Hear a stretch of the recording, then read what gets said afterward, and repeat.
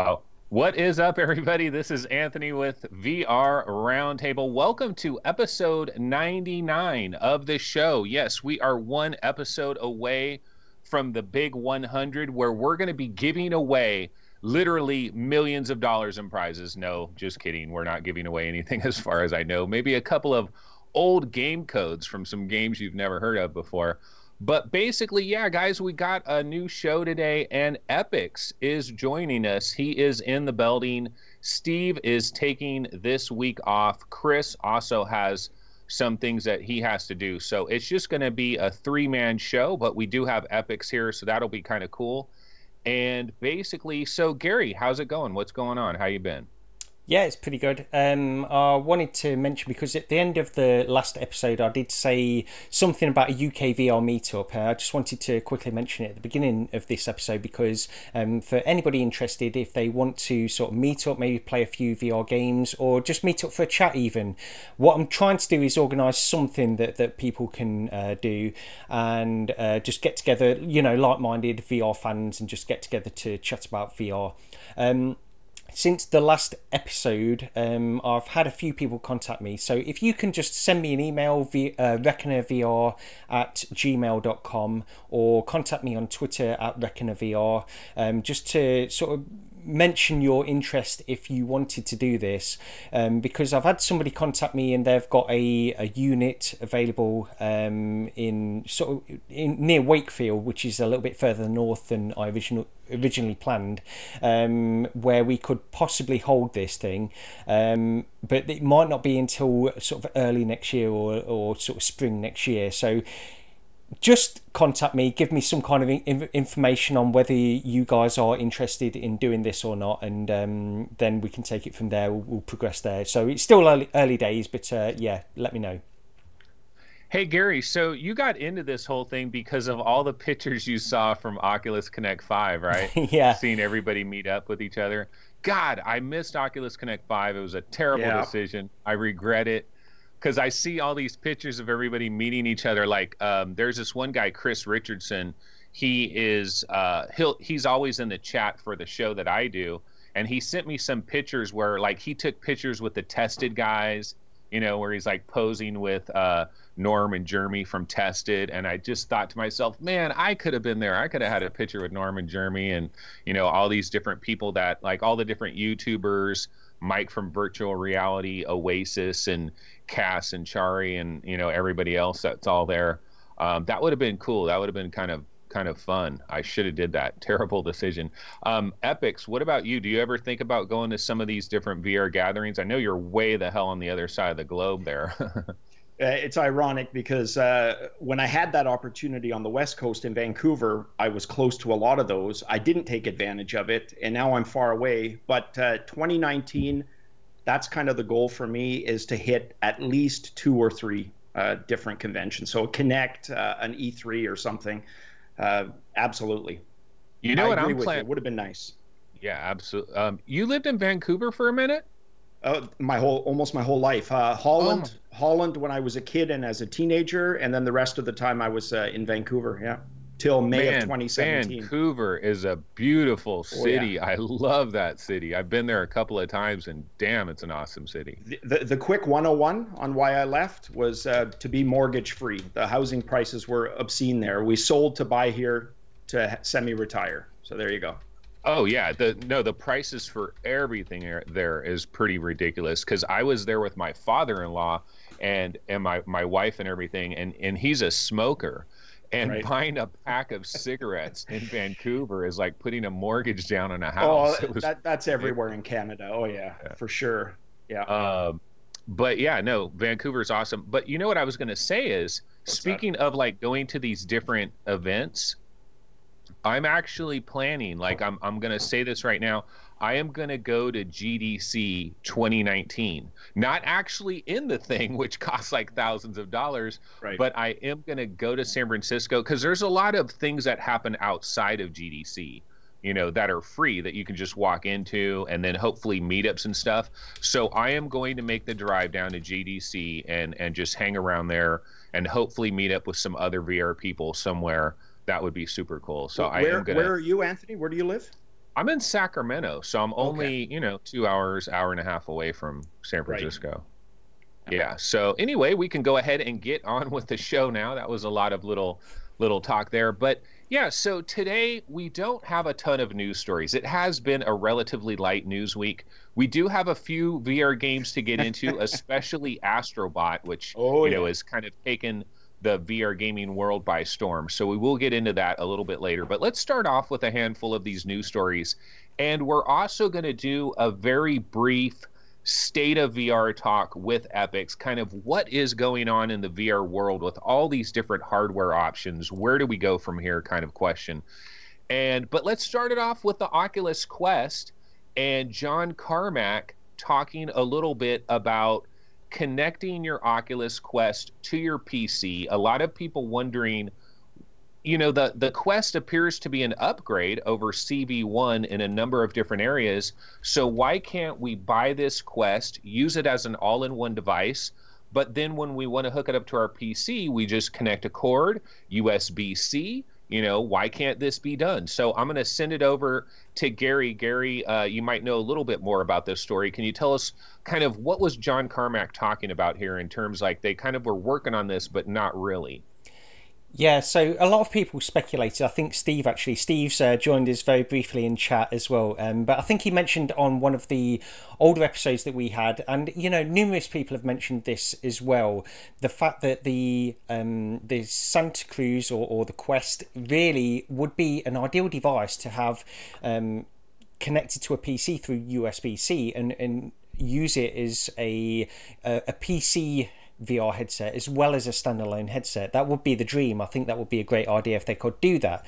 And I never expected them to do that. I never even expected John Carmack to mention this, but he has mentioned it, and it's interesting that he's done this. So what he said is that with this thought that the Oculus Quest could have USB-C PC play, he said that it was debated a lot. That was one of his quotes. So he said it was debated a lot within Oculus. But he's not sort of committing to any promises that this will come, but they are experimenting with this project. And hopefully they can do something, because it would be a fantastic idea. I would love this, because the Rift is great, but let's be honest, the lenses and the things like that are on the Go are far superior. I mean, the lack of God rays on the Go, and presumably this will be the same on the Oculus Quest, sort of elevate that experience. Every time I go into the Go, after playing the Rift for any period of time, then I'll go into the Go, I'm astonished as how clear it actually looks in there, and it really does look very, very clear. There's no obscured view in terms of God rays that are coming out or anything like that. So I love that side of things. So hopefully they can get something working, but he's not making any promises. And honestly, I'm not really hedging my bets that they will do this in the end, because it's sort of taken away from the Rift market. It wouldn't really make sense for them to pursue this, but John Carmack is inclined to make these kinds of comments anyway, and I'm glad he does. Yeah, Epyx, what's your thoughts on this idea? Well, look, as with Gary and you, I don't think I expected a lot of that part of the discussion. I mean, Virtual Link and USB-C, that would have been nice. I think that was the big one that a lot of people were hoping for. But the challenge is, and this is just because of this kind of hybrid nature. So we've got PC VR over here, we've got PlayStation VR over here, things on the console side of the equation, much longer life cycles, right? The buzz about technology just in general, it's usually never as fierce as it is over on the PC side. We're used to new iterations, new GPUs every 18 months coming out. The problem with VR it has to strike that balance, right? It wants to be more console in terms of its iterations and life cycles, but all this new damn technology keeps coming out that gets everybody so excited. And it's kind of that dual nature. That's the challenge. We recognize it's all eventually going to find its way in there, right? It's just we have to let these iterations and life cycles play out. But the problem is, us early adopters, we get so damn excited. We're always next, right? So yeah, one of the things I always thought with this, I just thought from Facebook's standpoint, the way I look at the Oculus Quest is, and we can get into this when we talk about, you know, the state of VR and all of that, but the way I look at the Oculus Quest is it's kind of positioned as a video game console, really. I mean, it's an all-in-one thing. You can go to Best Buy. I mean, we're assuming, you know, you could go to somewhere like Best Buy or something and pick one of these things up, and it's going to come in a big box, and it's going to have the headset and the 2 controllers. And you set it all up and it's all ready to go. Everything's there. You don't need a PC, you don't need a phone, you don't need a PlayStation 4, you don't need anything else. It's all there ready to go. And it's kind of this self-contained console. Now, if they put like a virtual link plug on the back of that Oculus Quest, then you're kind of slightly confusing the issue a little bit. Now, for the hardcore PC crowd, we would understand it. We'd be like, oh, okay, you have the option where maybe you can kind of use this as a slightly improved CV2, well, kind of like a preview of a CV2, and everything would be fine. But I think they probably just don't want to confuse the issue. They just want to say, look, yeah, you know. No, you nailed it, Anthony. And that's the problem.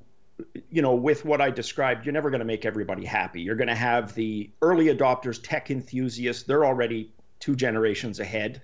You've got the console people saying, you know, simmer down a little bit. Let's just enjoy what we have. And then you've got this in between, and you nailed it. That's exactly what it is. And with mobile, we've got that in between possibility, and that's exciting. Although somebody could make the argument, they could say, well, hey, we can sell the entire Oculus Quest lineup of games to Quest owners. If we put a little virtual link thing on there, we can also sell them all the Rift library as well. You know, it's double dippage, but I guess they probably don't care about that too much.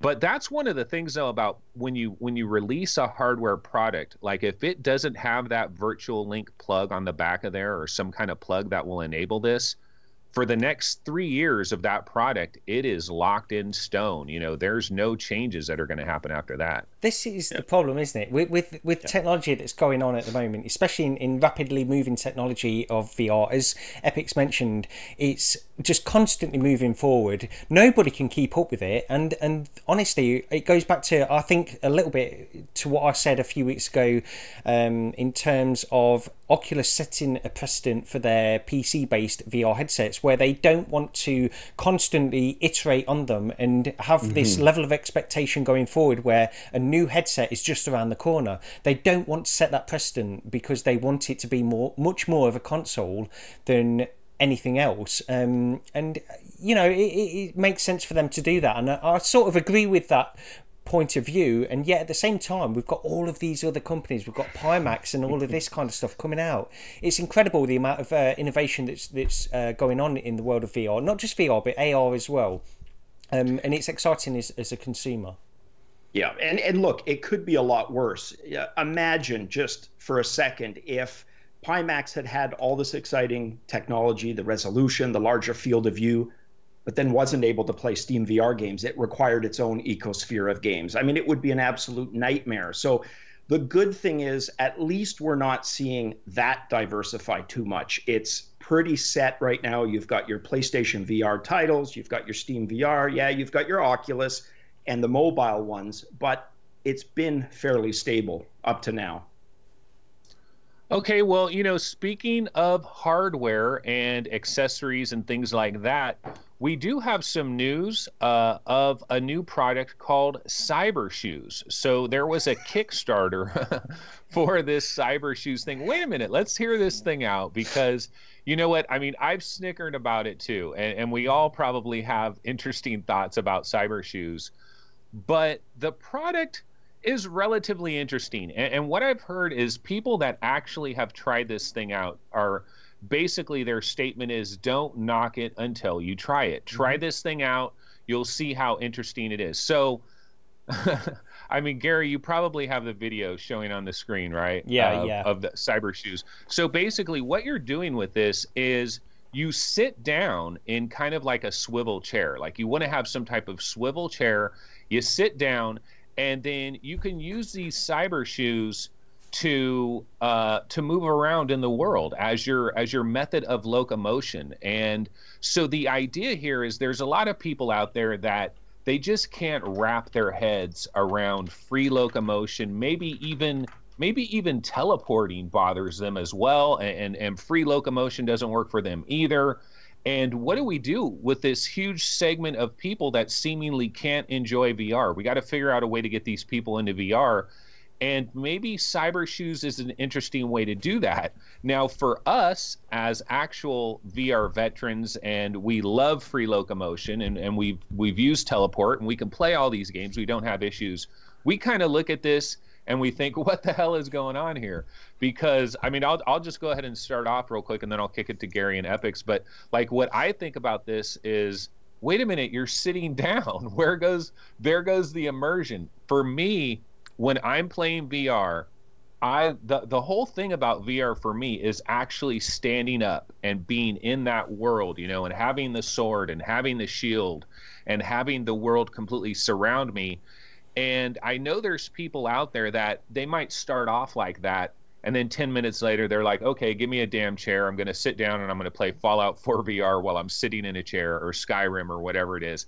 And if you're that guy, Cybershoes might not be a bad idea, really. But I'm the guy, I still like the whole immersion thing. I wonder if I'll ever get jaded enough where I'm like, F it, just give me the damn chair, forget about standing up. Then maybe I'll turn to Cybershoes.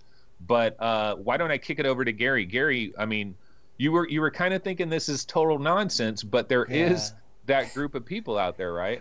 No, yeah, there is. And let me first say, before I get into why I think it's nonsense, I think if people suffer from motion sickness, and if this thing can help, then, you know, it's still got a valid use case. I do agree with that. I think it's fine for that. And actually, just looking in the chat, and overall opinions on this seem to be sort of like, we want these things. And, you know, if you were to believe the video that's on YouTube about these, promoting these, and they've already been funded, so it's not a big problem for them, but they are saying how great these things are and it's changing the game. This is the answer to VR locomotion, and I don't necessarily think it's that. I think if it can help people with motion sickness in VR, then that's a good thing. But when you look at people using these things, and I'm not bothered about how I look in VR, I couldn't care less about how I look in VR, it doesn't bother me. But when you look at people using these, it just doesn't look comfortable. Who likes that motion? Maybe I don't know if we've all worked in an office, but if we've worked in an office and you're doing that kind of motion on a normal chair and you're moving forward to get from one place to another, it's just not a comfortable movement to make. And to me, it doesn't feel like it's a great product when I see it. And part of the reason is to do with the abstraction of playing games. So like I first got into playing VR, I suppose gaming in VR, because I love the idea of having motion controllers, hand presence within VR, where you can remove the layer of abstraction where you play on a console or on a PC where you're having to use a mouse or a gamepad.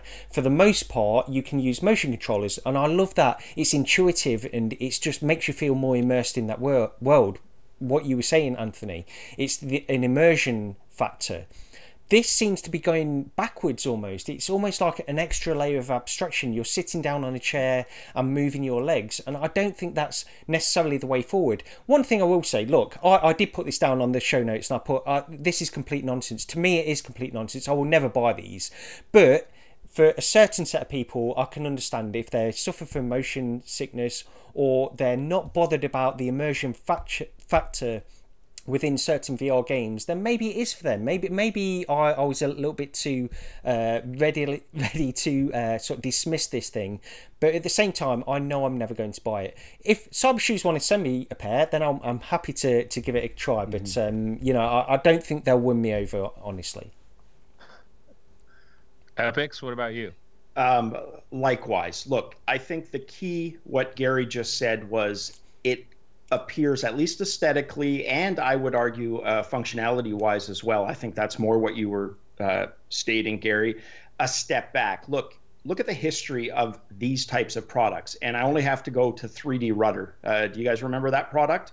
3D Rudder was the disc that you placed your feet on. Oh, yeah. Which I thought, look, if you're going to do this, that one is way more intuitive to me than the Cybershoes, because it just doesn't feel natural. I get the arguments for VR sickness. I get, for certain people, if you've got hip issues or other physical ailments, it probably makes sense.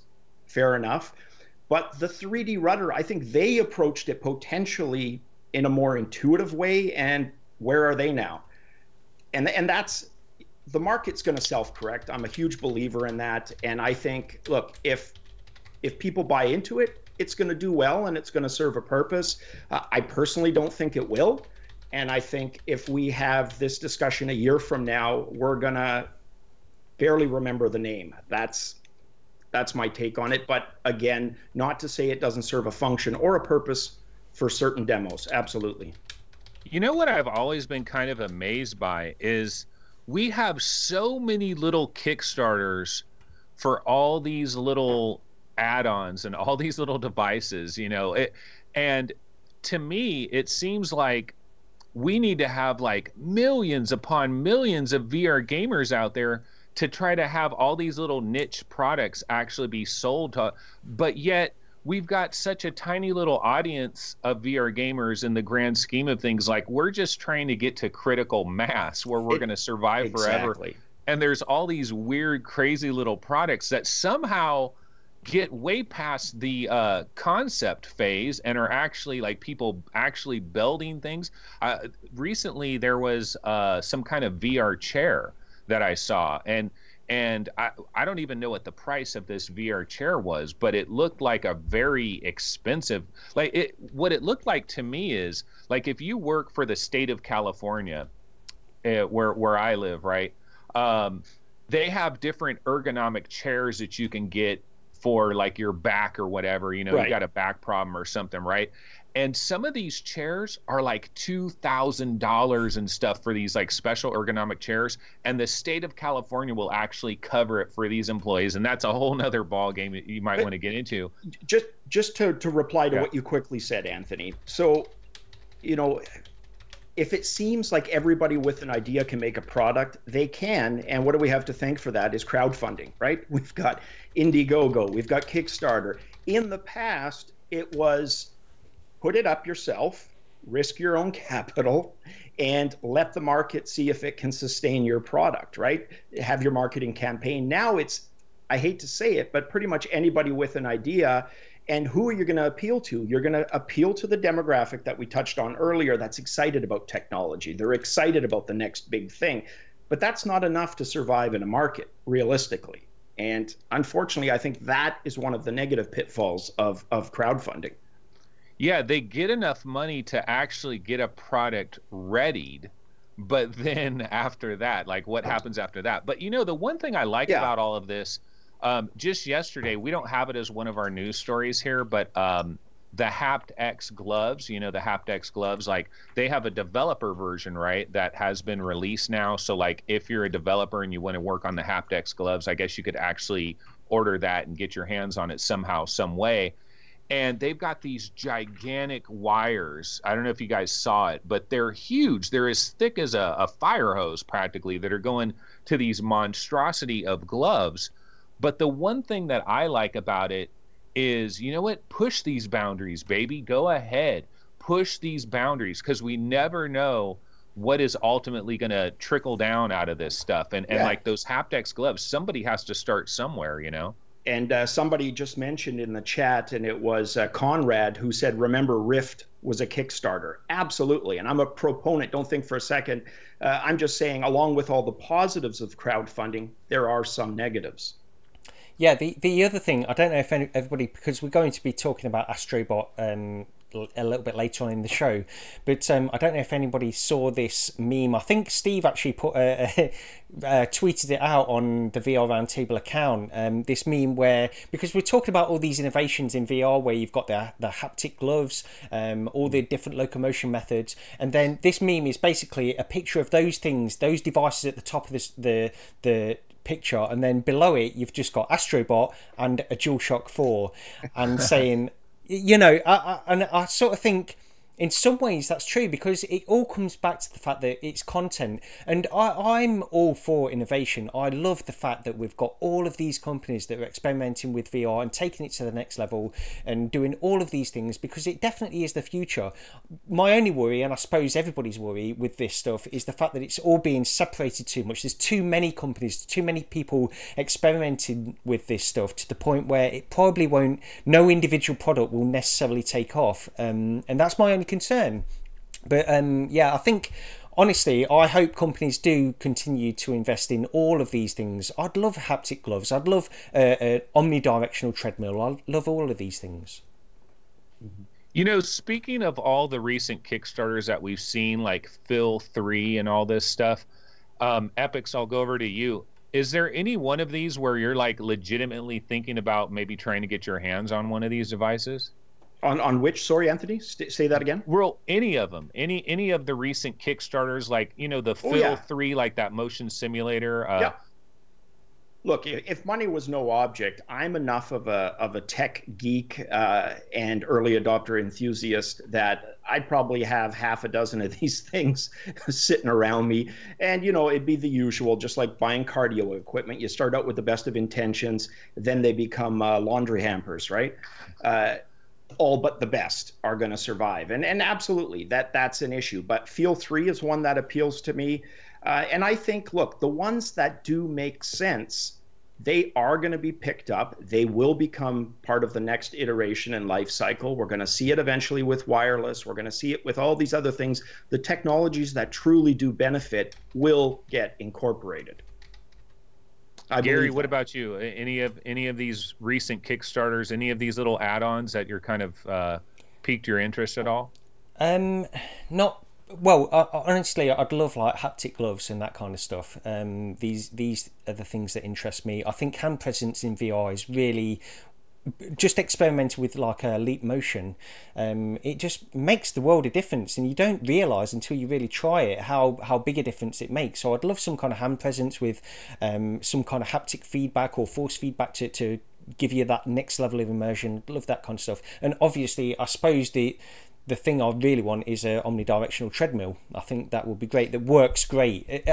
Whenever I see these things, and I suppose it's the same as Cybershoes, whenever I see these things, it's more, they don't look right, they don't look comfortable, and they don't look like you really want to spend any amount of time in them. Yeah, I did just on that topic real quick.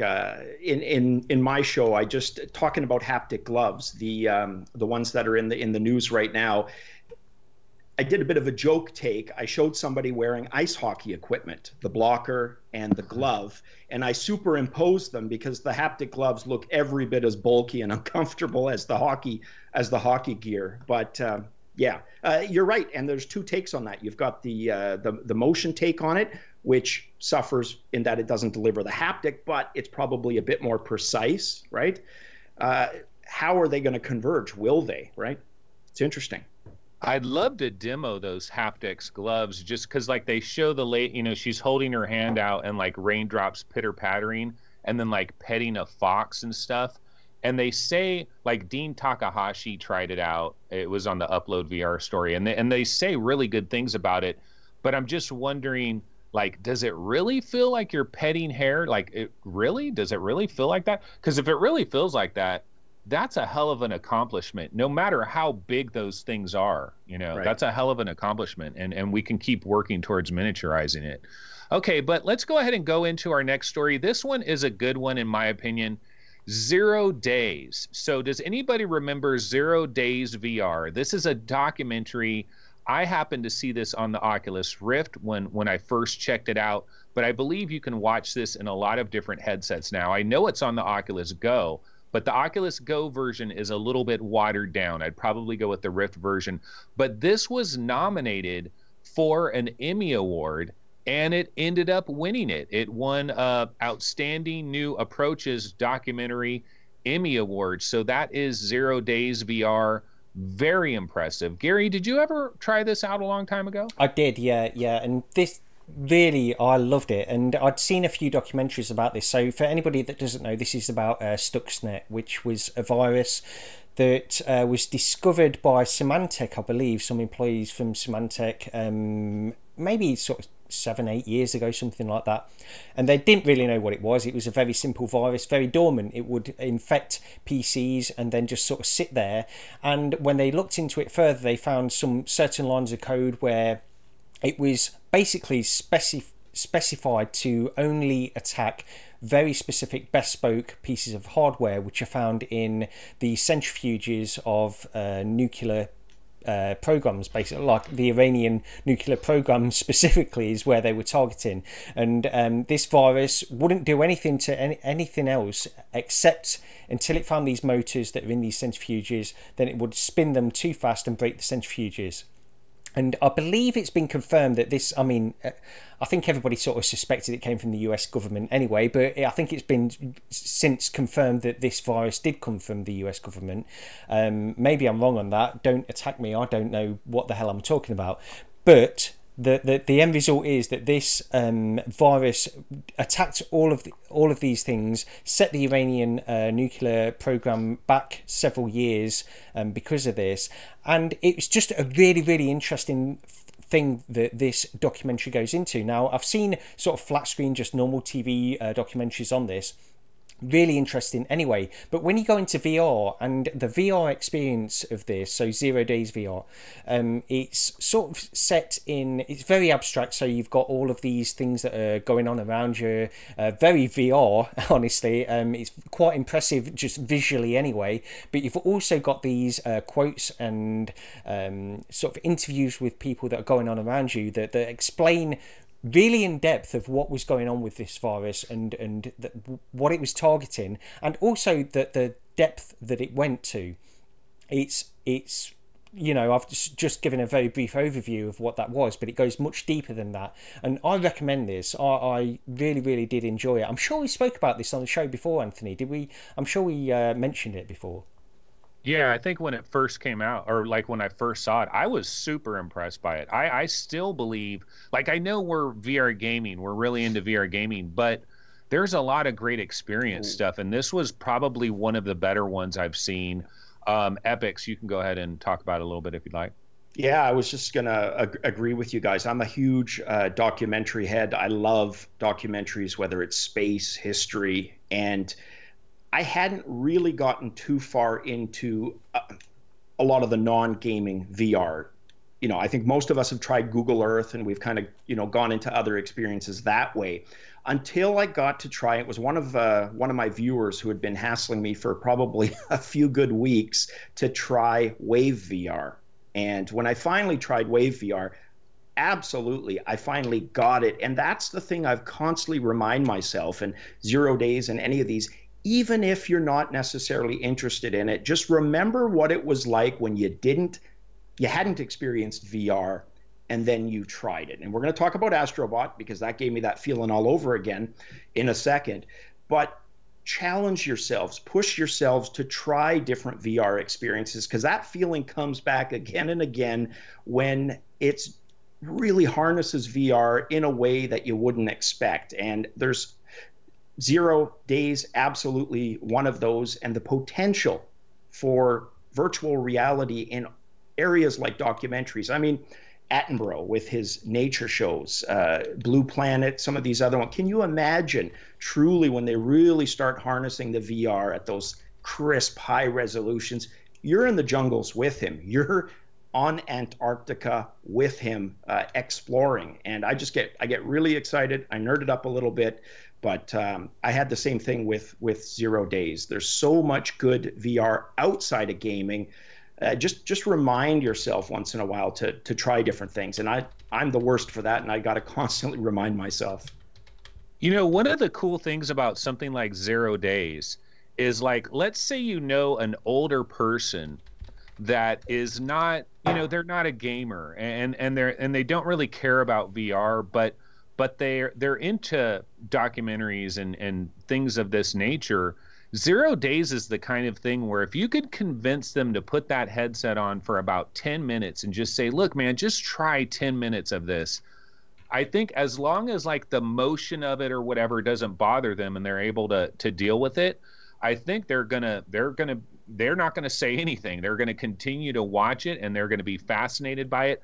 One of the coolest things about 0 days, and it's something we've seen early on in VR that does seem to work.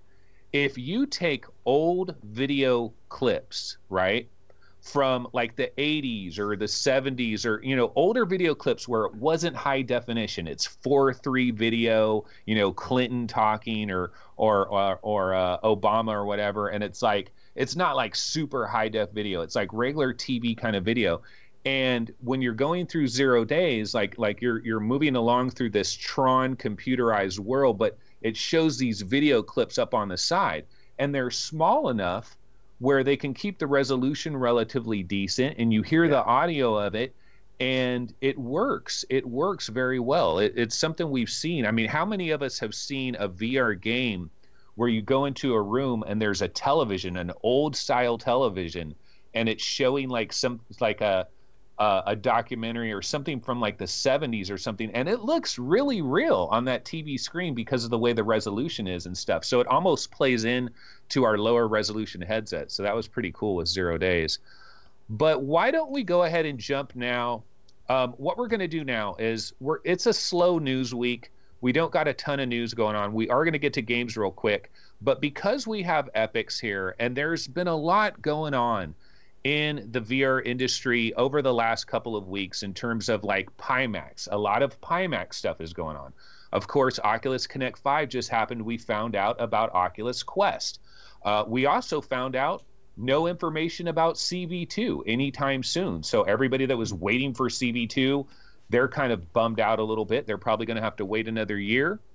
And we don't have this news story, but we can kind of throw this in as well, that the HTC, like their this past September, an 80% drop in revenues for the company HTC in general. Like, is HTC even going to survive? So this is kind of state of the VR talk, state of VR basically, and we have Epyx here. So we thought we would get some of his thoughts on this stuff. So Epyx, I know, let's start with Pimax first.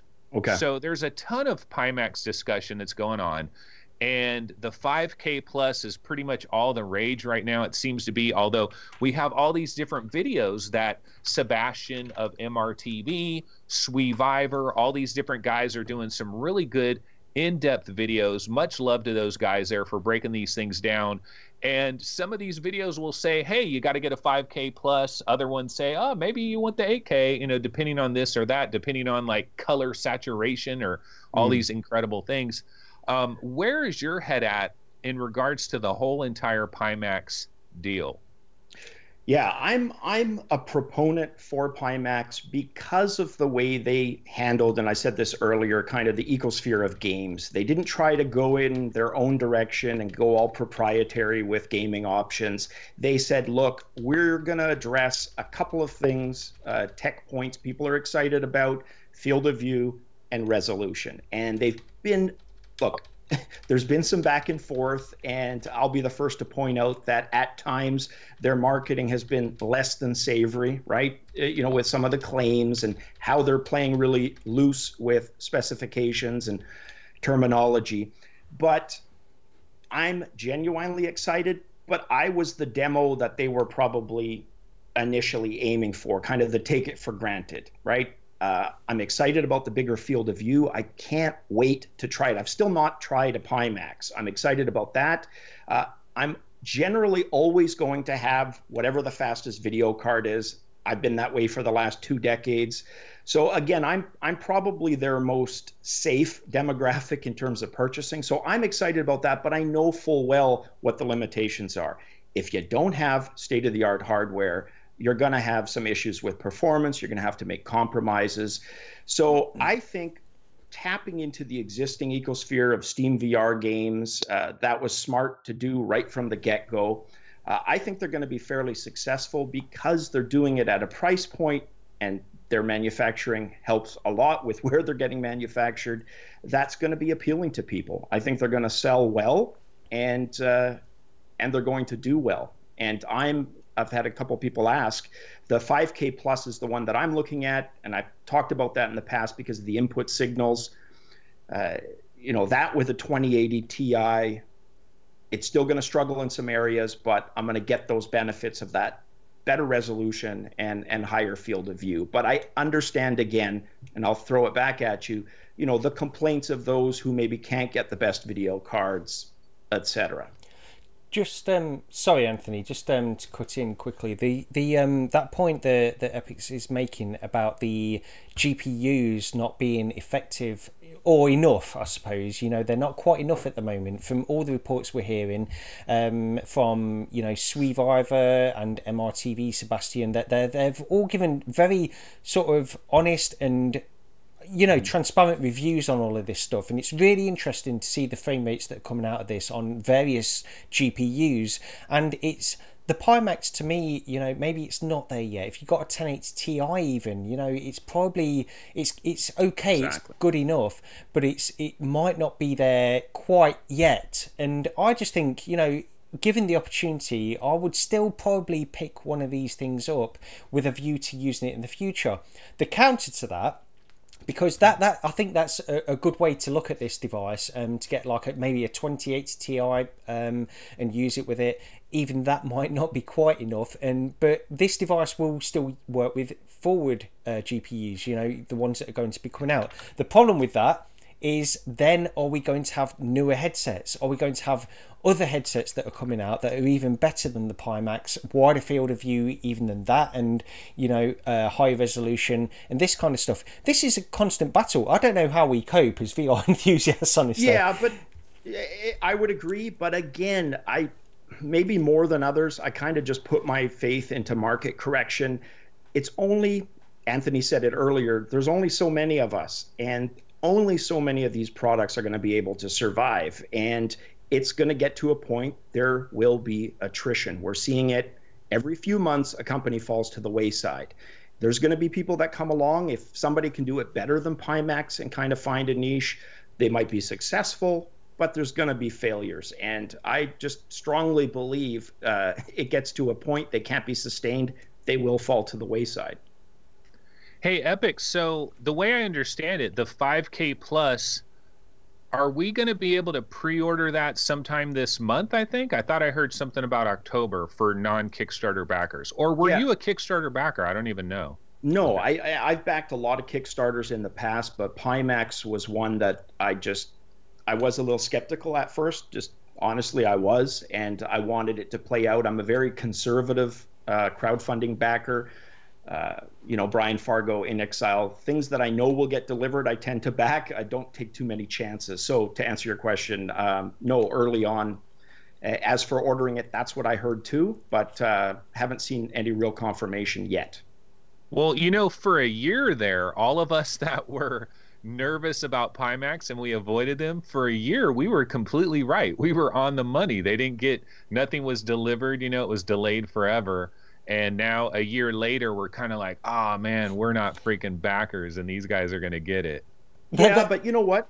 Sorry, Gary. No, you go ahead. You go ahead. No, I was just going to throw in quick, and I really do think Sebastian and Martin from Sweeviver and MRTV, they really should get a lot of praise from the community, because their beta testing was single-handedly, and I forget the third fella, I apologize. Their testing was responsible for a lot of these corrections that may have gone to market. They may have been a lot more ill-prepared and rushed, if not for the hundreds of hours of testing that these guys put in. Yeah. I think it was Voodoo, the other guy that got an early one, that was doing some pretty from Germany. That's right. Yeah. He was doing some pretty in-depth reviews on there as well. But they all did, and it was great to hear from those guys. I just want to quickly mention thank you to Marvin the Earthling for giving us a little bonus in the super chat. But that's always appreciated, and we'll put it towards some VR games, and it will go towards the show. So thanks for that. Epyx, your camera feed seems to have gone down. Yes, I noticed that. 1 second. Oh, yeah. Don't worry, we'll carry on. We'll carry on. Yeah. Okay, well, what I'll do is I'll go ahead and talk about what I was going to say here, and then we got Epyx back now. Yeah. Sorry, guys. All right. So since we're talking about Pimax, why don't we quickly piggyback over to CV2 before we get to the Quest and all that? Let's cover CV2 for a second here, because the thing about Pimax and this 5K plus, isn't there some pressure? Like, doesn't this put some pressure on Oculus for... It's one of these things where all these other companies out there are going to keep bringing out these new headsets that push the boundaries, and they don't have to worry so much. Like, Pimax doesn't have to worry about the mass market ecosystem, and they have to come out with a headset that covers everybody's issues, and they have to really think about things broadly like Oculus does. Like, if Oculus is going to bring a product out, it's got to appeal to a wide swath of people. It's got to work for a wide swath of people. Pimax can be a little bit more experimental, but at the same time, doesn't this put pressure on a company like Oculus for the CV2, which is going to be delayed? Well, I mean, not necessarily delayed, but we're going to have to wait another year for this. Let me send it over to Gary first. Gary, what kind of, like, isn't this worrying a little bit for Oculus? Do you feel like, are they feeling some Pimax pressure a little bit, or do they just like not even think about this? It's such a minor thing for them. I think that there's got to be a level of pressure there, but they are the biggest sort of name within VR. If you go into retail stores, it's Oculus or HTC to a lesser extent. I will say, you know, if you go into retail stores, at least over here in the UK, there is far less Vives on display than there is Oculus Rifts or Oculus Go's. I can go into pretty much any of the big electronic retailers and find an Oculus Go somewhere on display in most of the stores, but I can't do that for most of the products, and that's the thing. And that really points to what we were talking about with OC5. They are really positioning themselves as a mainstream product. Now, whether that means slightly lower specs, that's okay, because that's what they feel is the correct thing to do. Again, consoles sell ridiculous amounts, but they're far lower specs than PCs, but that's okay. People expect that, and they can still play all the games that they want to do. And I think, honestly, that's where Oculus are positioning themselves. They're threatened in some ways by Pimax, only because of the innovation that they've got out there now, but honestly, I don't think they're too worried about it. Okay, wait, but okay, I'm going to go over to Epyx with a question based on this. Now, here's how I would couch this question. So we know that there is a core group of early adopters. We are them. You know, we're the early adopters, right? We buy these things. We're into these things. And there's a core group of us that are not enough to make a product widely successful. However, we are big enough that if you're launching a brand new product, we can give you that boost, because we can be there as the early adopters that snap it up right away. It sells out. And then we are the influencers that kind of spread the word out to the rest of the people out there. And so this core group is super important. And here's my worry. I'm going to tell Epyx, I'm going to give you this scenario. You tell me what you think. So if all of us core believers, you know, this core group, if we all end up with Pimax 5K pluses or whatever it happens to be, something like that, right? And we get used to this 170, 180 degrees, whatever it happens to be. We get used to this. We get acclimated to this.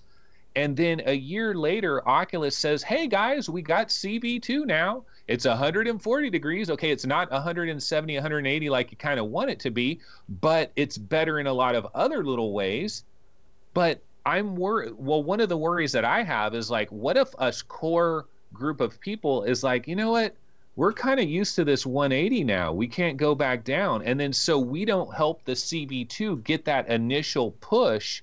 Is there a concern there? That's kind of my thought. Absolutely. And I lump that all under market correction, right?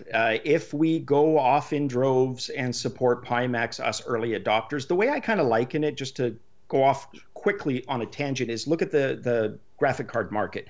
You've got NVIDIA with their high-end cards. Now, on the surface, you would think that's where they're making their money. They're not. They're making their money on the mid-level cards. They're making with integrated cards on laptops and desktops. That's the money. Really, it's the high-end early adopters that drives the R&D for them. but it's not their bread and butter. And I think it's going to be similar on the VR side of things. I think there is a danger. And in terms of who would worry more, I think it would be HTC more than Oculus. That has the right to be worried right now. That is absolutely a possibility that Pimax, does siphon a lot of those off. My argument would be to kind of counter that is, would most of us then also get that unit? That's the problem. A lot of us early adopters play a little loose with the fundage as well. But if they incorporate things that, we get used to and spoiled with, they're going to be pressured to adopt those. Yeah, a lot of us just like to collect every headset under the sun, and we're going to buy them regardless. Yeah, and we've seen things, Anthony. In the past, if you look at the Betamax versus VHS, it's not always the best technology that wins out. It's the one that's supported by the most consumers, right? Yeah. Okay, well, you brought up HTC right there, so why don't we slide into that? So, I mean, everything we've been talking about, none of it has been about HTC. And then we recently got this news of how they're doing as a company. I mean, they're not doing very well. And now there's some different thought processes on whether or not if HTC, the phone company, basically, like if they go under, what happens to the Vive? And I've heard different stories about this. I've heard that they made this shell company that kind of protects them in that scenario. But then I've also heard that, no, the creditors are going to go after the shell company because that's the assets. They're going to go after their assets. So what's going to happen here? So I'll send it over to Gary. Gary, what do you think is going on in HTC headquarters right now? Because we saw the Steam numbers, like the Vive Pro is selling okay, but probably not as well as they anticipated. And then you had like Linus Tech Tips or whatever came out and said, why does this product even exist? And you got a lot of people saying the Vive Pro just doesn't do that much. It's like such a minor little bump up in an upgrade.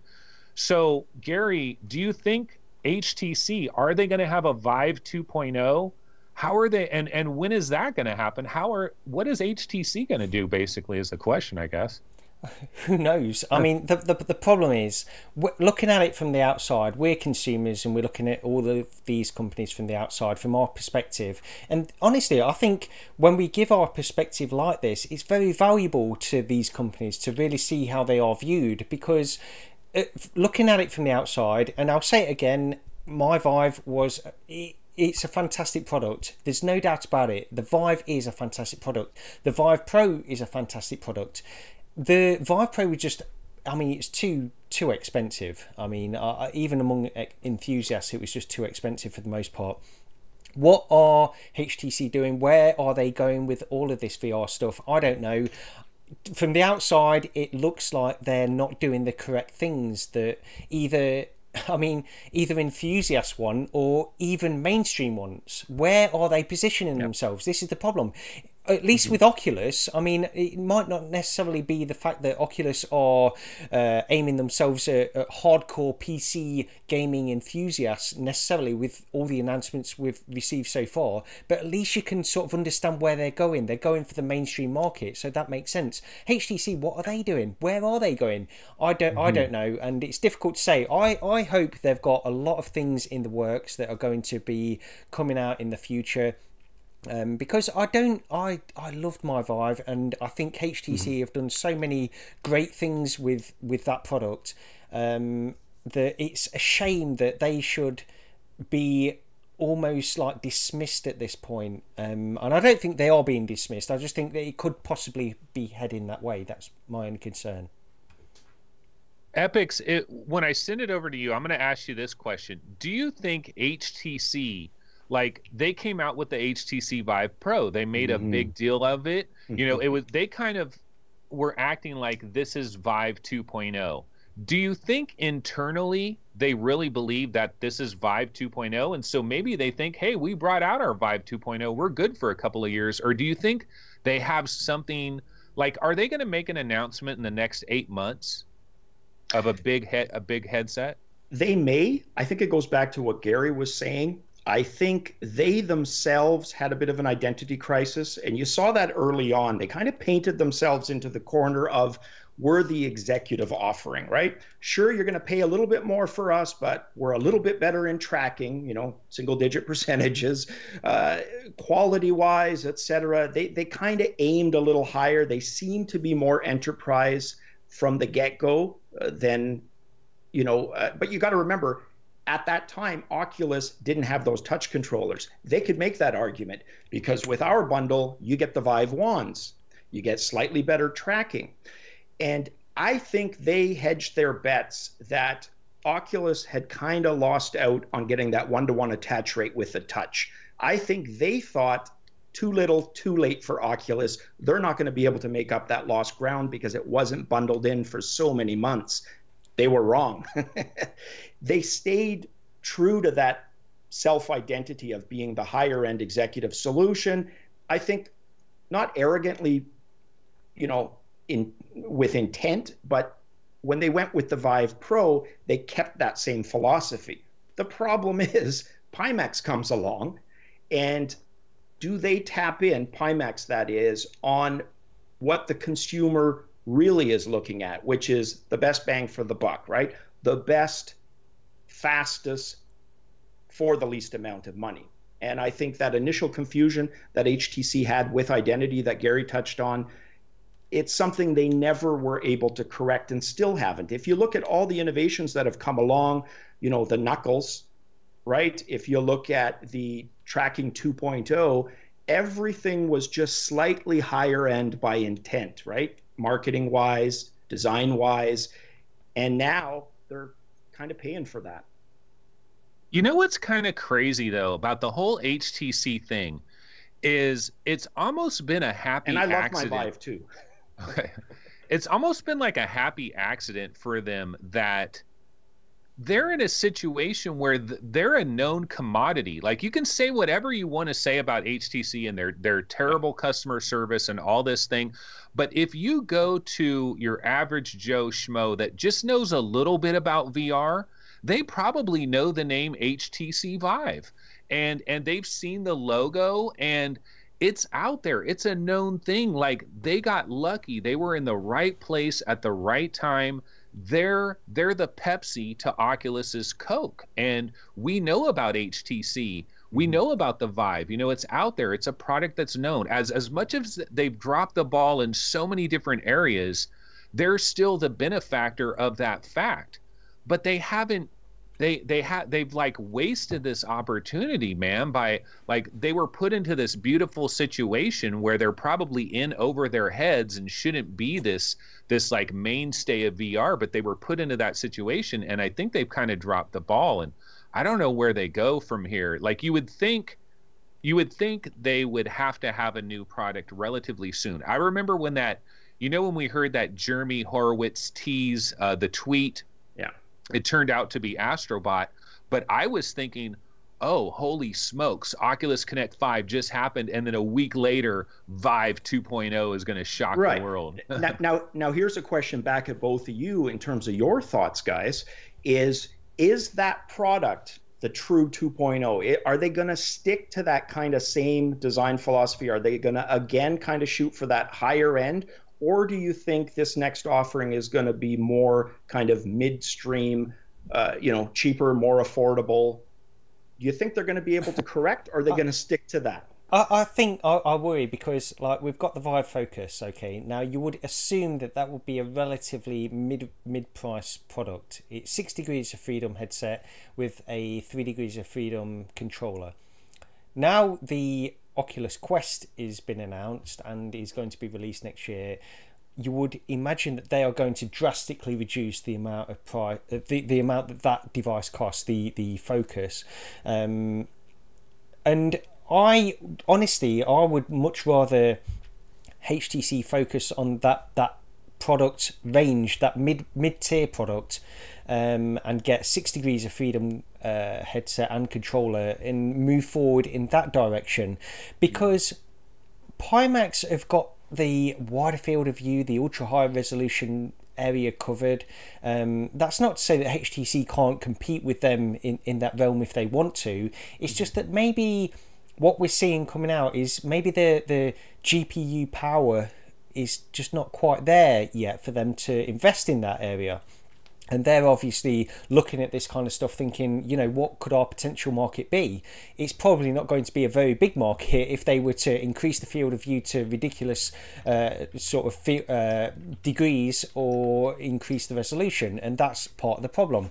That's sort of why I think they've made the Vive Pro. They've sort of compromised in some ways. They've increased the resolution, but really the PC doesn't necessarily need to render too much higher. As long as the screen has a high resolution, it will reduce the screen door effect. So you can do all of these things. I don't know what honestly, it's a bit of a strange situation with HTC. And before, like 2 years ago, 2016, I was all about my Vive and I loved it. And again, you know, I still love the Vive, but I just think HTC have just gone from that high level of creating this product that everybody loved, no matter how expensive it was, and they've just gone slowly down slightly. They've not made the right decisions. And what are the right decisions? I don't know, but it's just sort of how I feel as an enthusiast at the moment. Mm-hmm.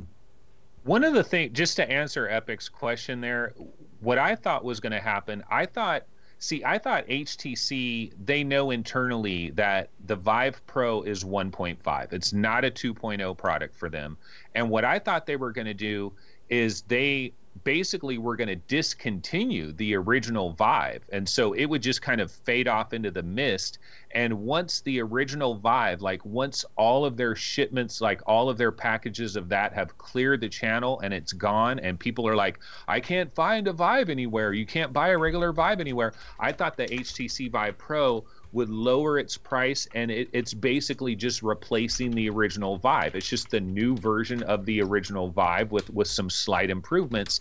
And then we get a legit 2.0 announced in early 2019 maybe, and then maybe for release late 2019. But who knows? At this point, who knows? But you know, one topic we can get into real briefly here, and then we'll move on to Oculus Quest. But before we finish this HTC thing, let's pretend that HTC is a dead duck. They're a dead duck.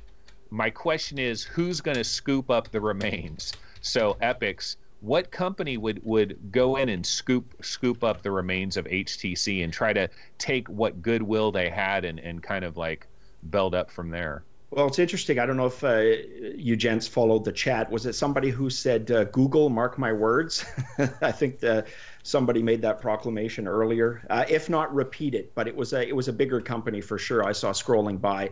And I think that's what it would have to be to really kind of counter the Facebook effect, right? Those deep pockets, to have any kind of a meaningful future. What about you, Gary? You think Google might be the acquirer? It's possible, yeah. I mean, I think they are going to... all of these companies have invested in either VR or AR, so, you know... I don't even really want to speculate on it, because I think pretty much every major company that is out there, Apple, Google, Amazon, I honestly think they are all invested in some ways in VR and AR, and we've just got to wait and see. It's interesting to speculate, but at the same time, I don't think at the moment it's too early to say. Yeah, but you know, at Epyx, that is a good point, because you have this huge giant company in Facebook, and it's obvious they have a major play in this area, and they are not stopping. They have that foot on the pedal, and they continue to accelerate.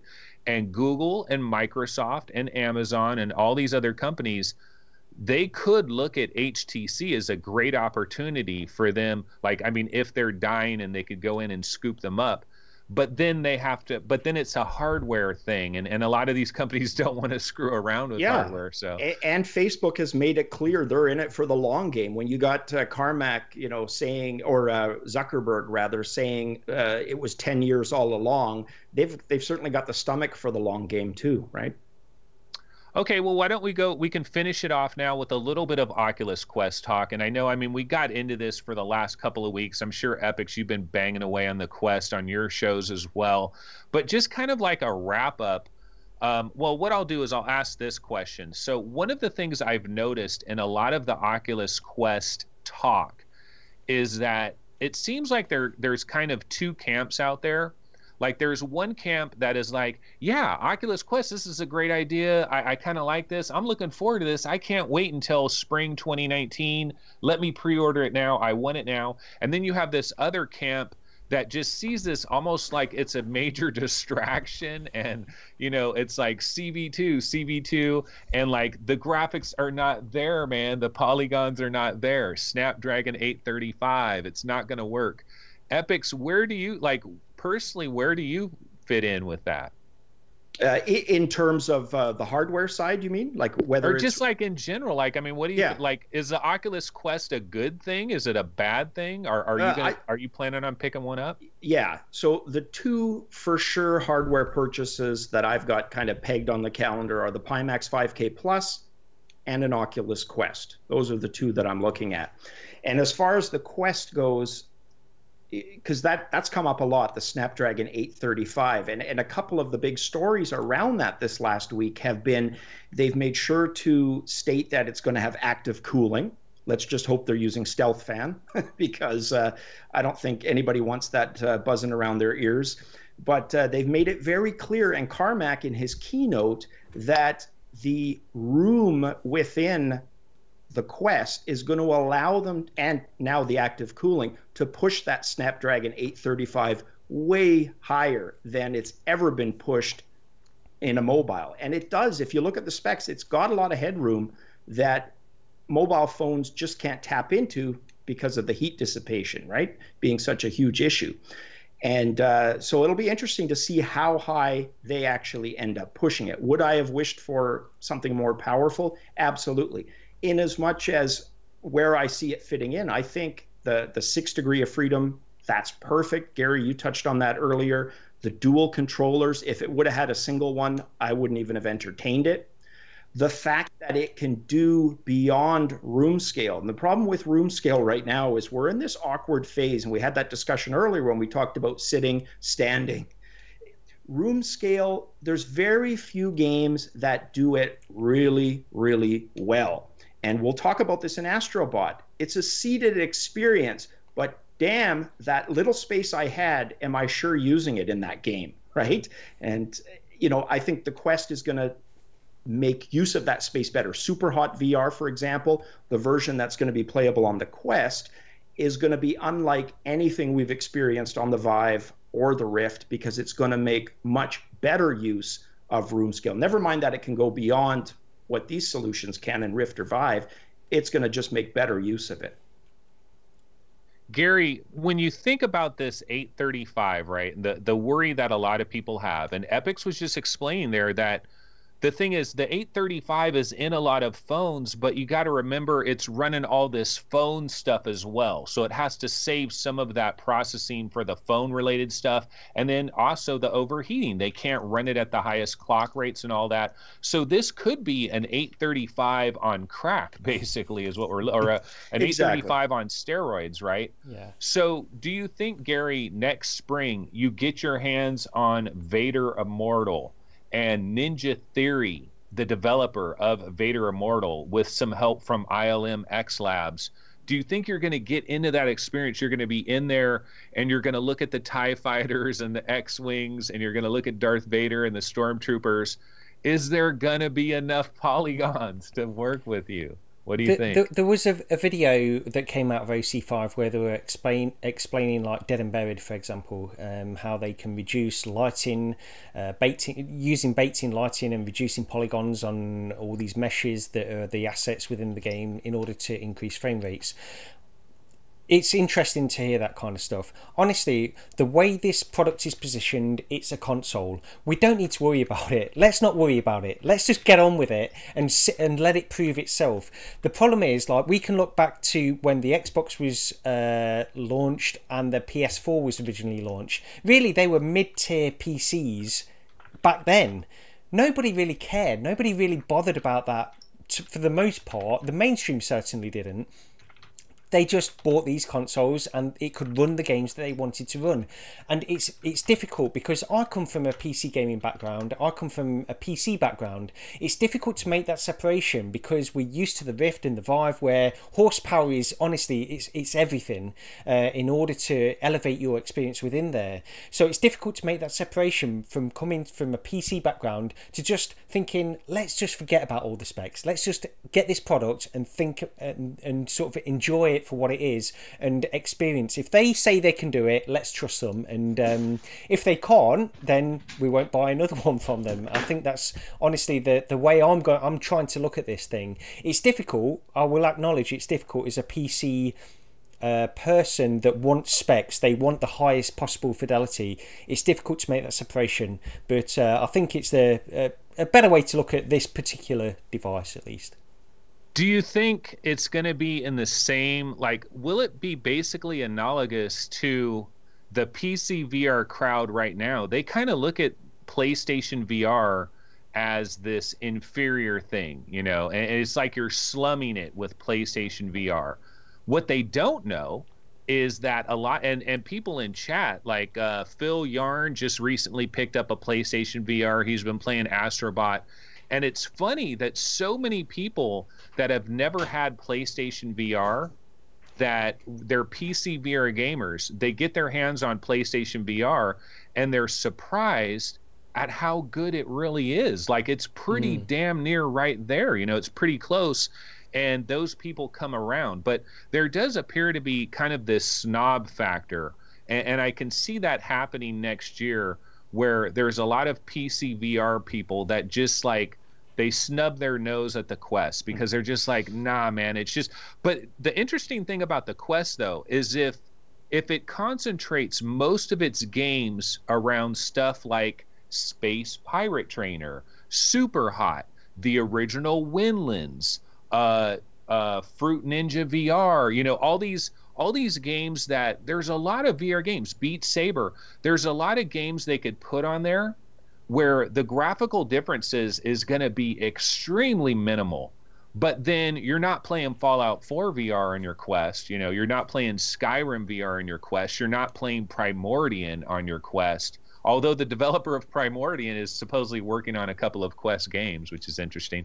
But Epyx, I mean, what do you think about that? Like, do you think there's going to remain this like snob factor where some people just aren't going to be down for the Quest? And not only that, they're almost going to wish the Quest didn't exist. Look, like Gary, I was very, very PC centric. My younger brother, while I had the Commodore and Amiga, he had the SNES, the NES. I stayed PC hardcore till the early 2000s. A buddy of mine had been trying for years. He knew I liked RPGs. Try JRPGs. I resisted. Finally, took his PlayStation 2, and I fell in love with JRPGs and consoles, and I swore I never again would be an elitist gamer, and it was where I got the first name for my channel from.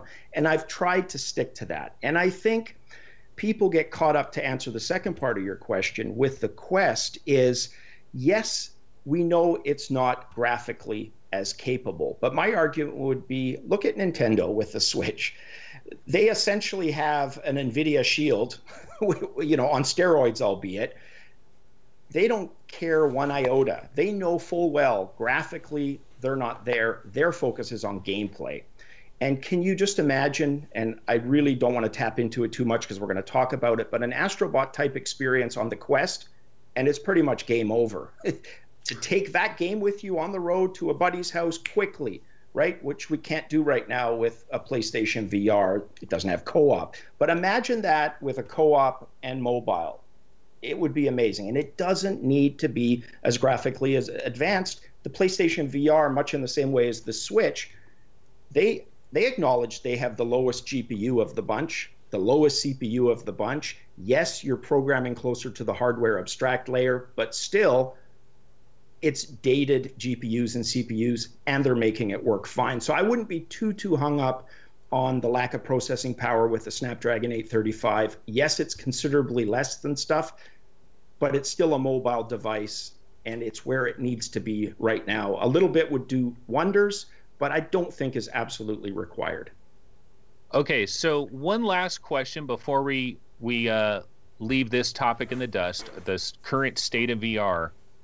So what about Sony? Because this Oculus Quest device, isn't this treading on Sony's territory and also potentially Microsoft's territory and Nintendo's territory? Because like I was saying earlier, you're going to be able to go to Best Buy and you're going to be able to pick up one box for $399.99, which is very much a brand new video game console price. Like, they're launched at that price. It's something we're familiar with. You're going to be able to pick up that box, take it home. It's all in one. Everything is included. There's no PC, no phones, no wires. Isn't, like, if you're Sony, doesn't, like, this has to make them a wee bit nervous, because do they stick with the idea that PlayStation VR 2 is an accessory to PlayStation 5, or do they go down that other road and say, wait a minute, we got to go down this Quest road instead and make an all-in-one device? It's kind of late in the game for them to switch up, if they're going to switch up. But Epyx, did you want to hit this real quick, and then we'll get I don't think they're that concerned, to be honest, because look, I touched on graphics and CPU, but we could also talk tracking. They are, again, of the big three, they are in last position in terms of tracking accuracy. And then I point to the game we're going to talk about shortly again, and it makes not one iota of difference really in that game. It plays fantastic if you've got free camera, you know, nothing, no obstacles in the way, right? So to answer, I don't think Sony necessarily is that hung up with that. I think they will continue. It may become part of the console. That would be interesting, you know, but it depends on Xbox.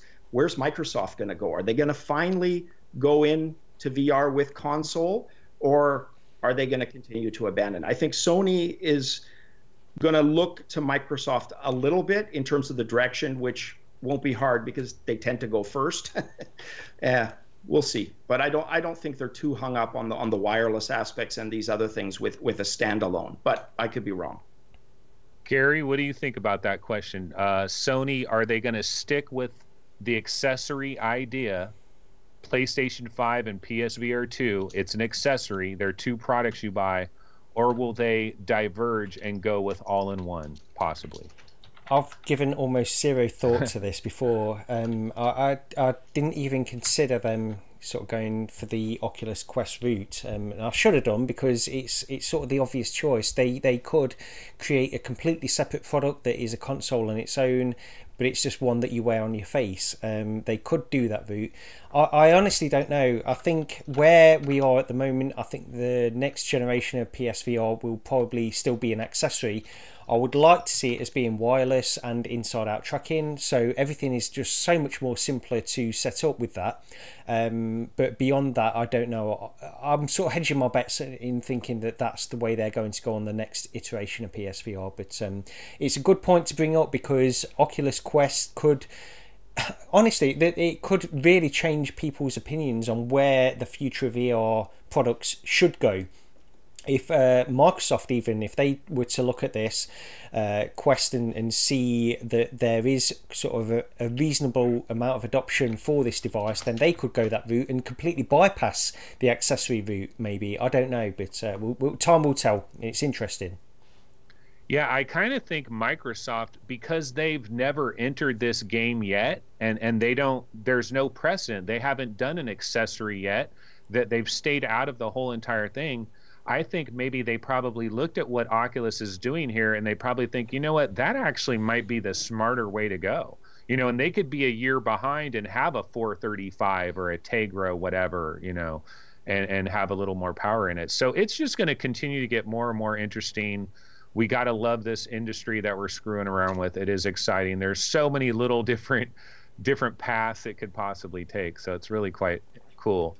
But why don't we go ahead and get into the game? So we've been beating around the bush all podcasts long. Let's talk a little bit about some Astrobot. And so, like, when this game first came out, I don't know if anybody saw the show that I did the Tuesday. What happened was I played Astrobot like 10 minutes before I did my show. And I only played 25 minutes of it. It was the only time I had.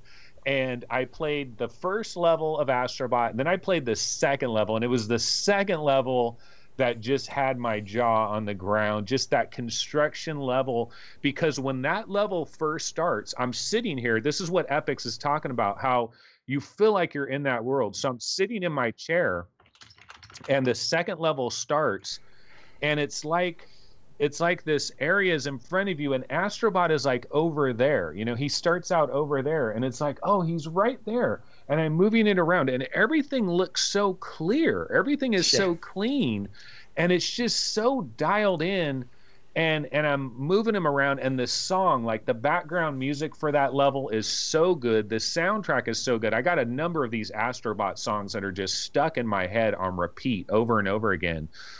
What's his name, or what, you know, that song where it keeps saying what's his name or whatever in the background. I got all these songs just running in my head, and I got on my show and like ranted and raved and said Astrobot is the best game ever. It killed Fallout 4 VR, and I kind of went a little bit overboard. But the funny thing is I've gone back and played more. Well, the next day I changed my tune, and I'm like, okay, no, Astrobot is not the best game ever, but it's definitely one of the best PSVR games ever. Then I went back and played more and more levels of Astrobot, and now I'm going back to my original point. No, I was right the first day. It really is that incredible, because you keep hitting new and new levels. You think you've seen everything. You think you've seen every trick they've thrown at you, and then they smash you over the head with another incredible trick. It's just freaking incredible. So, Gary, why don't I shoot it over to you for a minute? Okay. I hate Astrobot. I hate Beat Saber. I hate Astrobot. I think it's rubbish. Of course I don't. No, Astrobot is fantastic. Let me say, like, people were speaking about this game, and there was a lot of hype about it. All the reviews came out. There was some 10 out of 10 reviews on this game. From IGN Japan had brought out a 10 out of 10 review, and pretty much everybody else, you know, I think Road to VR as well, they gave it a 10 out of 10.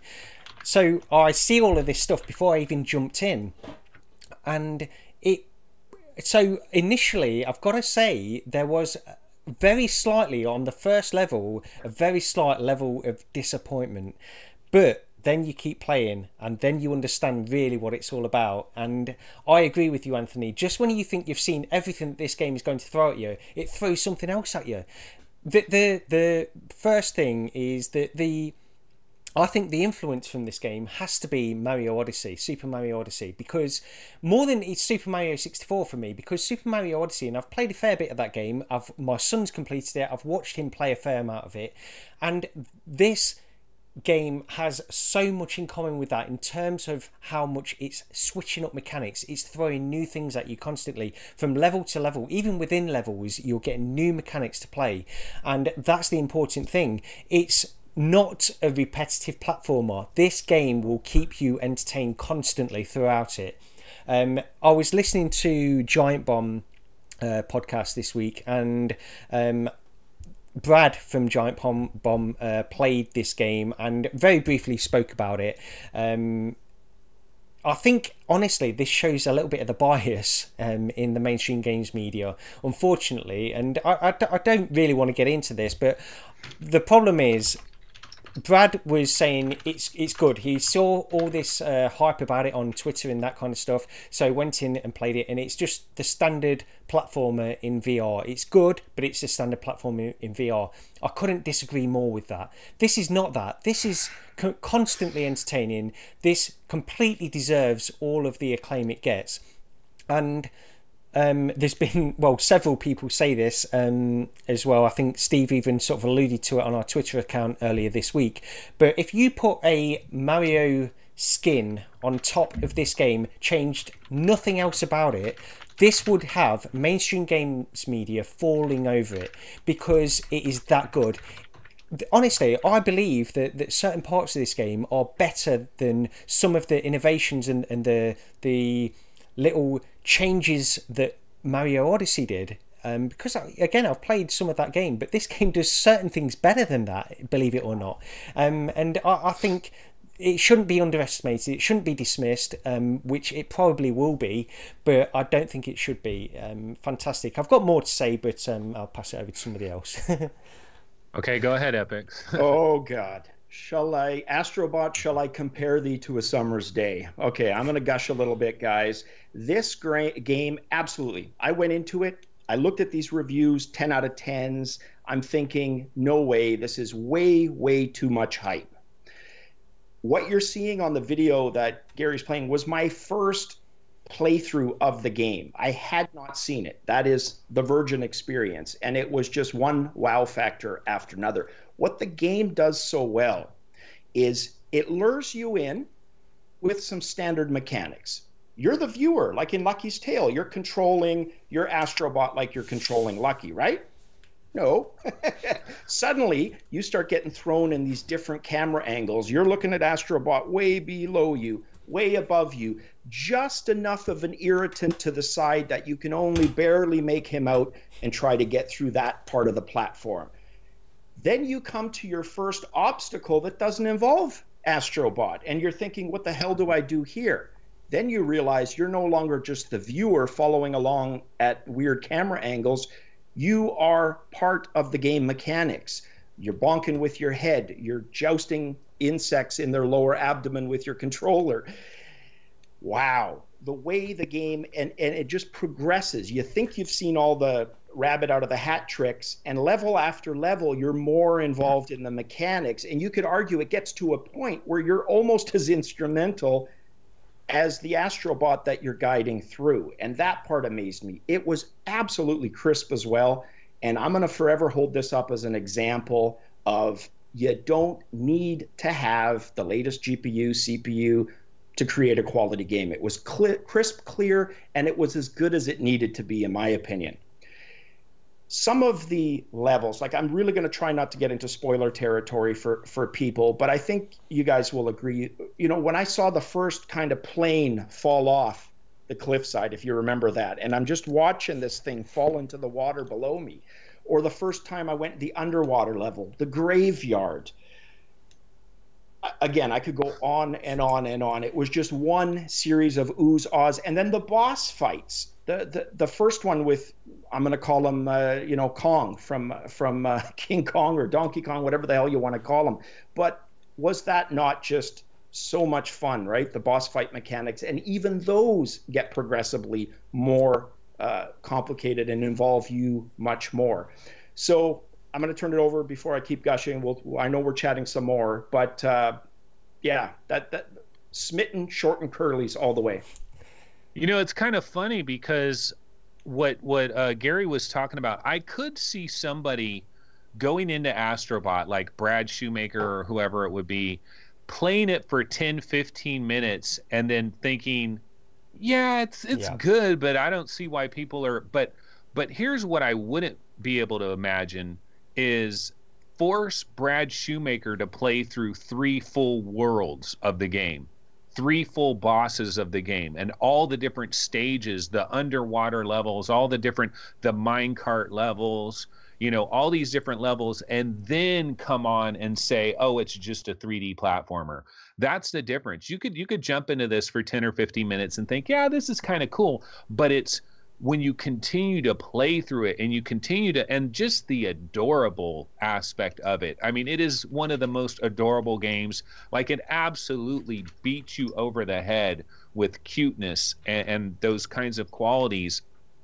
Like, I just recently played that one level where Astrobot is in the whale. He's inside the whale, and he's wearing that floaty through the entire level. He's got a floaty on through the entire level, and you're just... And the seaweed in your hat. Oh my God, yeah.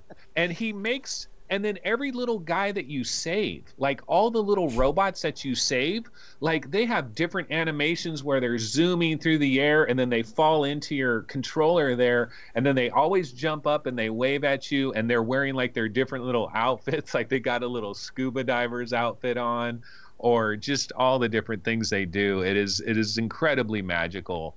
And now, if I were to try to come up with some faults for this game, I mean, we might as well talk a little bit about that. Yeah. I mean, this is a straight up, it's an A+.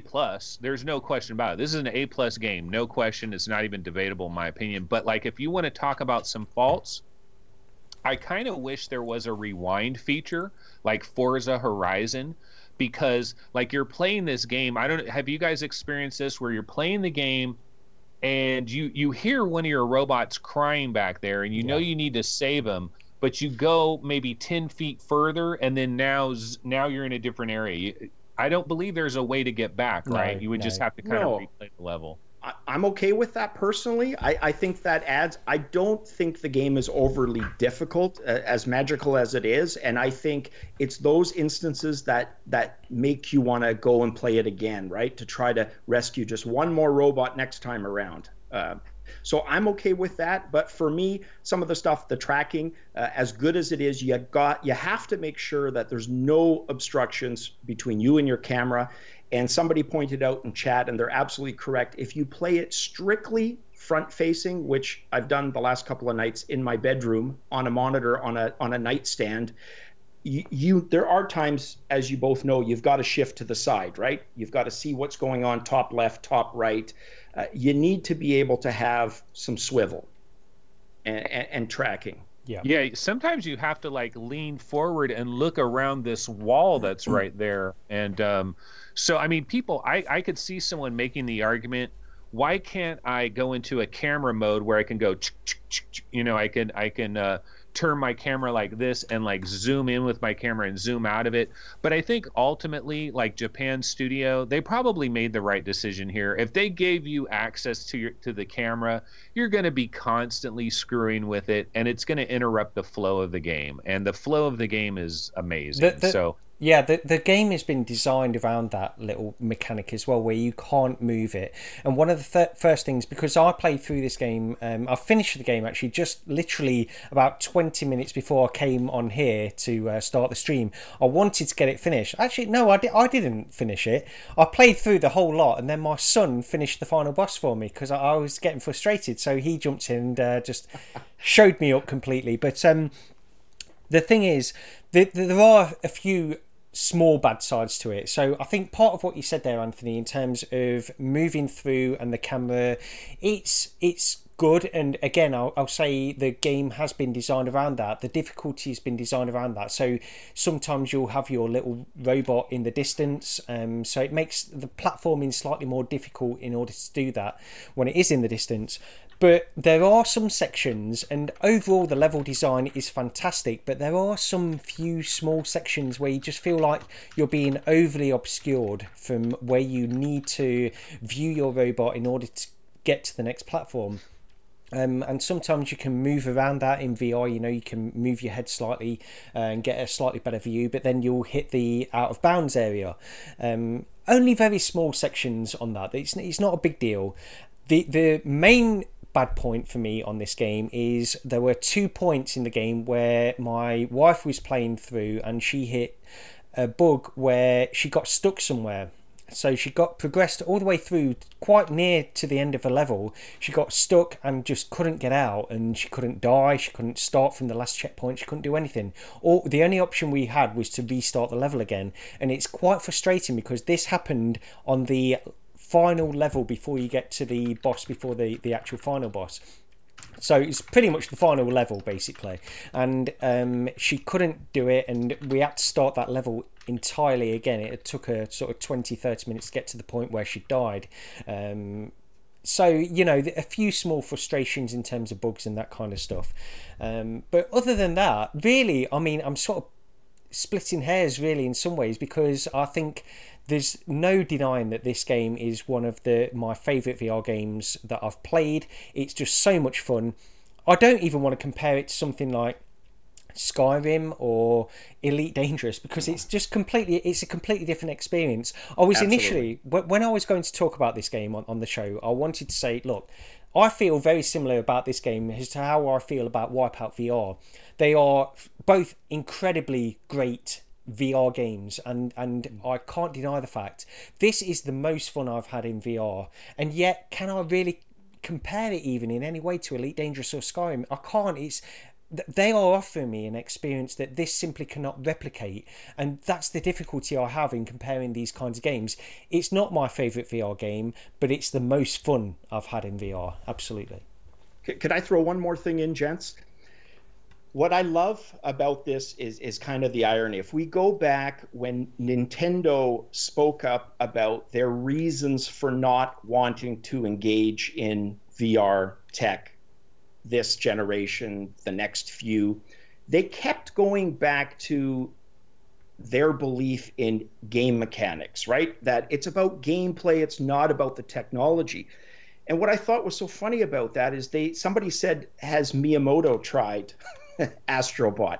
Because they made the biggest mistake that they've preached themselves for a long time in getting confused and letting the technology be a smokescreen. And what Japan Studios has shown is, forget about VR, the technology, don't forget about it, but look what we can do gameplay mechanics within virtual reality. I would argue everything, Gary, that you said makes that so much fun in VR is because it's so much fun in VR. Those are things you cannot replicate, pancake gaming. And that's where I think Nintendo really missed the boat, is what they've been preaching is it's all about gameplay mechanics, in not seeing the technology for the gameplay mechanic possibilities. They also talk about like isolation, and then do you really want your kids stuck in a VR headset for hours? Because I mean, their market is a kids market. I kind of understand some of it, but at the same time, yeah, force Miyamoto to play 4 of these worlds. And I think he goes to the higher ups at Nintendo and says, look, guys, you got to give me a VR headset and let me get a crack at this. This, you know? Yeah, I mean, really, the final thing I want to say about this game is, because I think I've covered everything that I wanted to say. I mean, I could talk for hours, honestly, about this game. But I've hit the main points. The only thing I want to say is people that have reviewed this, and this is not really a point that I agree with in general anyway, people will say, does it need to be in VR? So in general, I don't necessarily agree with that. Hellblade, it proves that a game doesn't need to be in VR, but it can be enhanced with VR. So I think that stands on its own. But this game, anybody that's played it will tell you this game needs to be in VR. This is not just a third-person platform game that can be played on a monitor or TV. It's not that kind of game. It utilises VR so well. So really, I suppose my point is that don't dismiss this from the first couple of levels or anything like that. It's got so much more to offer, and it definitely needs to be a VR game. Question for Epyx. What do you think about, like, PlayStation VR has this tracked controller? They have this DualShock 4, this tracked controller, and it really enables this type of thing to work. And now those of us that have an Oculus Rift, we may have played Pixel Ripped 1989 on our Oculus Rifts. Maybe we played Moss on our Oculus Rift. And it's kind of like, it's like a DualShock 4 that's been chopped in half, but it's been chopped in half. And like, I don't know, there's a bit of a disconnect for me. I kind of like holding that solid object that is one controller rather than a controller that's chopped in half. And so my question for Epyx, like, do you believe that maybe the Vive, maybe the Rift, maybe future VR platforms, like, should these things have a tracked gamepad? Like, how, like, it's kind of nice to have a tracked gamepad. It is. One of the things that I've preached since day one is the right controllers for the right job. And sometimes that's HOTAS, sometimes that's wheel and pedal. I think with Astrobot, it's very clear that's a DualShock 4. It's a gamepad that you need to play with that. And just to kind of further that is, not only did they take the gamepad and use it, I would argue almost more than any other PlayStation game, including non-VR PlayStation games, they used almost every aspect of that controller. Like, just marvelous how they used the trackpad, for example. That gets neglected in so many games. There's a few, but it's almost used to perfection in Astrobot. You know, at the end of every level, when you're lining up the slingshot, which has been, trust me, aggravating at times, right? The grapple hook mechanic, the water spray, where you're pressing on it. You're no longer using a swiping motion.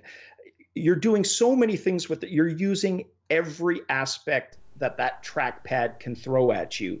And I think it's brilliant. So they take that that kind of ethos, the right controller for the right job, and they just really live up to it because they use that DualShock 4 in every conceivable way, and I think it's brilliant. Yeah, if somehow this game was a third-party game and it came to the Rift and the Vive, it would suffer to a little degree. Like, how do you do that water stuff? I guess you'd have to like go in like with one of your thumbsticks, but it would be kind of convoluted, you know? Yeah. Sorry, I know I said I finished off and I'd said the final thoughts on this bit. You also said we could talk for hours. Yeah, that's true. Yeah. The thing is, one thing I want to say, because I want to mention my wife, we played through this, taking it in turns this past week, and we've finished the game now. My son started playing it and he finished the final boss, as I mentioned earlier. And he's never going to let me live that down. But this is a game that could get people that are not into VR because it's sort of bridging the gap. People understand, people that are not into VR but play games, third-person platformers, it bridges that gap. They immediately understand what they're supposed to do. The game has an impeccable tutorial in terms of what you are supposed to do with this controller, because you've got all these different mechanics that appear throughout the game, and it just gives you instructions on what to do. So I want to say, because my wife, she's been getting into VR a little bit more lately, but this has been by far her favourite game. She likes this game more than me, and that's saying something because I love this game. So yeah, I think that's worth mentioning as well. Anybody that has got a partner that wants to get them into VR, this is a fantastic game to do that. Would you guys not agree, just one last thing as well from me, if we talked about VR marketing being atrocious at times. For me, it's something I've been saying for 2 years. Marketing for VR has been atrocious. But would this not be the perfect game that you set up in a GameSpot or a Best Buy, the DualShock 4 with the PlayStation VR, and have kids try this and say, Dad, Mom, try this? That is how I think you market this. It was so impersonal, those kiosks in the early days of VR, and they didn't quite have an identity. This thing sells itself as soon as you put that PlayStation VR on, because that's really what we're up against. As good as Astrobot is, we're up against VR marketing, right? Until you've tried it, you don't get it. How do you market it? Yeah, I was saying they should have mall kiosks, at malls, because see, the problem with GameStop and stuff is like, they just leave it there, and then the kids are just jacking it up. It ends up all jacked up. But if you had a kiosk and you have somebody that's assigned to the kiosk and they're putting people in it, I think that'd be kind of a good idea. Okay, so we're running pretty long here. Man, did anybody play Smash Hit Plunder? Was I the only guy that played Smash Hit Plunder? No, I haven't. Yeah. That's a PlayStation VR game that recently came out. What about Twilight Path? Anybody want to talk about Twilight Path? Or you guys want to get into 1943 Berlin Blitz real quick before we bounce out of here? Yeah, I suggest, let's just quickly go into that game because, because I've played a little bit of that as well. So yeah, this is an experience by the BBC, and it's based on actual radio transmissions from somebody that was on a plane back in 1943, and they were going across to Berlin to bomb. They were in Lancaster bombers and they were travelling over there. I mean, this experience, I hope the BBC are showing so much enthusiasm for VR over the past few years. We've had so many experiences from them. I just hope they continue to produce content as high quality as they have done with this, because it's only very short, and that's all it really needs to be. But it's because it's based on original radio transmissions. This was a recording that was taking place. So a reporter was actually on one of these Lancaster bombers as they travelled over to Berlin and bombed Berlin and then made it back. And it's so interesting. You can actually listen just to the radio transmission within this experience itself, or you can go in and experience it as if you are this reporter. So your point of view is really based around what the words that he's saying. So if he says he's just behind the pilots and he's got like this slightly green glow from the lamps on the cockpit dashboard, then you see that within VR, and it's so interesting to really experience this. I'm not saying it's perfect or anything like that, but it gives a glimpse of where this kind of experience could go, and it really shows the powerful nature of VR in terms of education, because it's something that we often talk about, like VR in education, it's great and all of this kind of stuff, but until you experience it in practice, and I think it's difficult to really get that point across. But I'm glad the BBC are making content like this, and I hope they continue to do so. Yeah, just to jump in, my thoughts on that title as well. It's the only one of that group that I did an experience with as well. Is my background was a little unique in that I had families on both sides of the war, German mother, Dutch father. The German grandfather ended up in a gulag in Russia for 5 years. So I always look at these things, you know, from kind of the lover of history and the stories that both grandparents told me about, you know, the atrocities of war and how terrible war is, whether it's my Dutch grandparents with the starvation winter where they boiled shoe leather to eat to stay alive, or my German grandfather, you know, eating rats in a gulag for 4 years after the war had ended. And the science that we still hear about, for example, there was an article recently about Allied bombing, that it could be the shock waves could be felt in space. I don't know if anyone caught that recent article. I think it was last week. So for me, it's always a little kind of nostalgic. Not only is it just a terrific example of BBC documentary work, I'd absolutely agree, Gary, translated to VR, but very evocative and nostalgic for me to kind of just, commemorate, you know, the sacrifices, right? And hope we never, ever repeat that. Yep. To get a little somber. Yeah. Well, you know what? The thing I'll say about this experience, it was a good experience. It's kind of dark, you know, in the headset. I mean, everything is kind of dark. And the other thing is, it's an English narrator guy, and like some of the voices and some of the stuff is a little hard for me to follow, to be completely honest with you. I mean, it would have been hard for me to follow even if it was Americans, because the way people talked in the 1940s is a little bit different than they talk now, you know, some of the mannerisms and stuff. So I had a little problem understanding some of the stuff that was going on there. But what I'm excited about, like the whole time I was in it, I just kept thinking of all the other audio recordings that we might have in different moments in history where they could do the same thing. It's a great idea. You take the audio and then you just build a scene all around the audio.